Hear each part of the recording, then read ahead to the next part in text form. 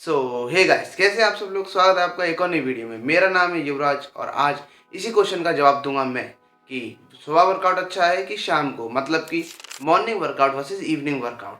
तो करते हैं चालू। सबसे पहले बात करते हैं मॉर्निंग वर्कआउट के बारे में कि वो कौन कर सकता है, कौन नहीं कर सकता, क्या एडवांटेजेस हैं, क्या डिसएडवांटेजेस हैं, क्या आप उसमें वेट लॉस करते हो मॉर्निंग वर्कआउट में कि नहीं, मसल बिल्ड हो पाता है कि नहीं, वेट गेन कर सकते हो आप सुबह वर्कआउट करके कि नहीं।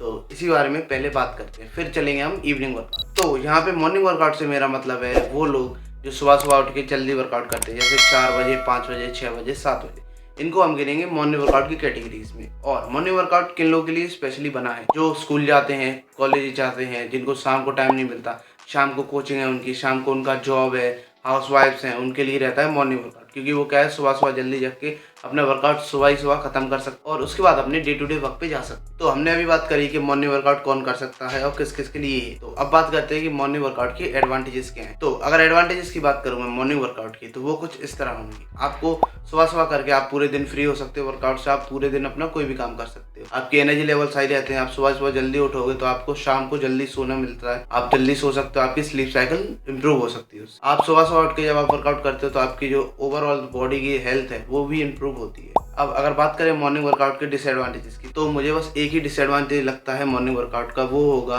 कि आप पूरे दिन टायर्ड रहते हो, क्योंकि आप सुबह जल्दी उठते हो और फिर आप पूरे दिन जब आप अपनी एनर्जी सुबह ही सुबह वर्कआउट में ख़त्म कर देते हो तो आप पूरे दिन अच्छे से नहीं बिता पाते, आप लेथार्जिक फील करते हो, आपको स्लीपीनेस होती है। तो वो सब भी एक डिसएडवांटेजेस में ही गिना जाएगा। और अब अगर बात करें कि इसका फ़ायदा क्या होगा मॉर्निंग वर्कआउट का, तो वो कुछ इस तरह है। जैसे अगर आप किसी स्पोर्ट्स में जिसमें वेट रिस्ट्रिक्टेड है, मतलब आप एक सर्टेन वेट लिमिट से ऊपर नहीं जा सकते, तो आप मॉर्निंग में वर्कआउट करके आप क्या है अपना कार्डियो वेट कर सकते हो, जिसमें क्या है आप अपना वेट मैनेजमेंट अच्छे से हो पाता है आपका। क्योंकि आप सुबह सुबह जब खाली पेट वर्कआउट करते हो, कि एक आध मील खा के वर्कआउट करते हो, तो आप वेट लॉस करना ईजी रहता है आपके लिए। तो अगर मैं सीधी सिंपल बात करूँ तो मॉर्निंग वर्कआउट उन लोगों के लिए है जो अपना वेट लॉस करना चाहते हैं। मसल बिल्डिंग उतना उनका मेन गोल नहीं है, पर वेट लॉस उनका मेन गोल है, तो उनके लिए मॉर्निंग वर्कआउट ही बना है।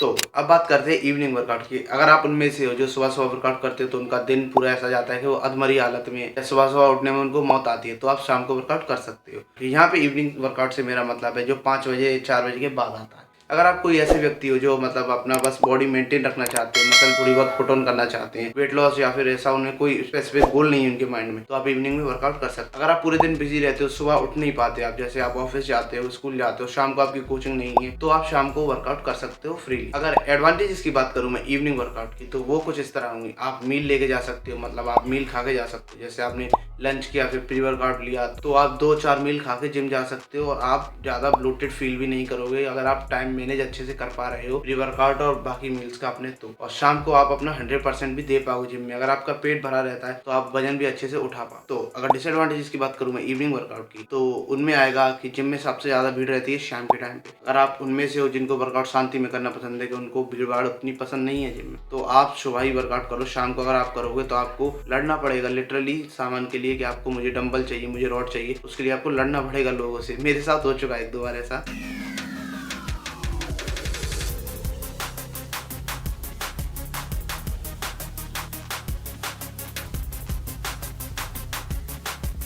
इसलिए अब मैं थोड़ा सुबह वर्कआउट करता हूँ। सुबह से मेरा मतलब है मैं 9 बजे वर्कआउट करने जाता हूँ, 9-10 बजे के टाइम पे, 11-12 बजे तक, मतलब 2-3 घंटे में अपना वर्कआउट खत्म करके सिंपली वीडियोस वगैरह भी बनाता हूँ उसी टाइम में मैं, और अपना सब कुछ कर पाता हूँ। तो अगर हम कंक्लूजन करें इस पूरी वीडियो का, कि मैंने जो पॉइंट्स बताया उन सब का, तो उसमें कुछ इस तरह होगा। अगर आप उनमें से हो जो इस पे टाइम ही टाइम है पूरे दिन में, तो आप किसी भी टाइम जाओ। अगर आप पे एक सर्टेन पॉइंट पे टाइम है, जैसे सुबह टाइम है तो आप सुबह वर्कआउट करो, शाम को टाइम है तो शाम को वर्कआउट करो। ऐसा मत करना कि मेरे पास सुबह टाइम नहीं है तो मैं सुबह ही करूँगा, शाम को नहीं करूँ।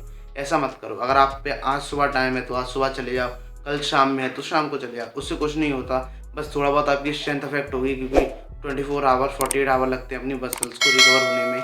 अगर आप ऐसे करोगे तो थोड़ी सी प्रॉब्लम आएगी, बस और कुछ नहीं होगा। पर मेरा बस इतना कहना है कि जिम आप ना छोड़ें, मतलब आप ज़्यादा ब्रेक ना लें जिम से। एक आध हफ्ते चलता है काम के दौरान, पर आप कोशिश करो जितना आप जिम जा पाओ उतना अच्छा रहेगा आपकी बॉडी के लिए। तो एक और सवाल आता है हमारे दिमाग में कि मैं अगर सुबह वर्कआउट करूंगा तो फैट लॉस होगा, शाम को करूंगा तो फैट लॉस नहीं होगा। नहीं, ऐसा कुछ नहीं। अगर आप सुबह वर्कआउट कर रहे हैं तो भी आपका फैट लॉस होगा, मसल बिल्ड होगी, और शाम को कर रहे हैं तो भी आपका फैट लॉस, मसल बिल्ड होगी। वो आपके वर्कआउट करने के तरीके पे। अगर आप हैवी स्ट्रेंथ ट्रेनिंग कर रहे हो तो आपकी मसल बिल्ड ज़्यादा होगी, फैट लॉस कम होगा। अगर आप कार्डियो ज़्यादा कर रहे हो, आप हिट वर्कआउट ज़्यादा कर रहे हो तो आपकी फैट लॉस ज़्यादा होगा, मसल बिल्ड कम होगी। ये सब अपनी प्रेफरेंस पे रहता है कि आप किस तरह से वर्कआउट कर रहे हो, किस तरह से अपना वर्कआउट प्लान डेवलप कर रहे हो। उससे आपका पूरा डिपेंड रहता है कि आप मसल बिल्ड कर रहे हो कि फैट लॉस कर रहे हो। मुझे लगता है इसी के साथ आपके सारे डाउट क्लियर हो चुके होंगे। अगर अभी भी कोई डाउट है तो कमेंट कर देना।